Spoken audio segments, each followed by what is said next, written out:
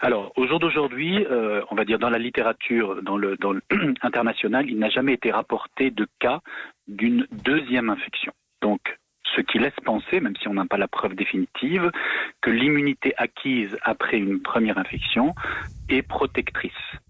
D'ailleurs, l'ensemble des études sérologiques semble montrer que tous les individus qui ont fait une infection par Covid-19 développent des anticorps.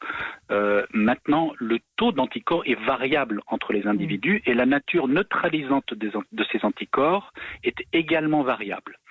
Donc on est plus ou moins bien immunisé, plus ou moins longtemps, quoi. C'est voilà. ça un peu, ouais. Alors il faut savoir aussi quand même que le taux d'anticorps n'est pas le seul reflet de l'immunité antivirale. Il y a aussi des cellules mémoire qui sont produites à la suite de cette première rencontre et qui vont aussi jouer un rôle. Et pour le moment, il n'est pas évident et facile de mesurer cet aspect-là de l'immunité. Donc en fait, on en mesure l'aspect le plus simple qui sont les anticorps. Alors globalement, ce que l'on peut penser, c'est que oui, effectivement, il y a bien une immunité protectrice à la suite d'une première infection.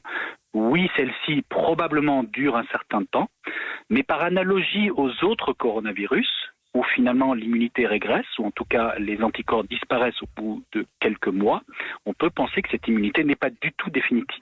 Oui.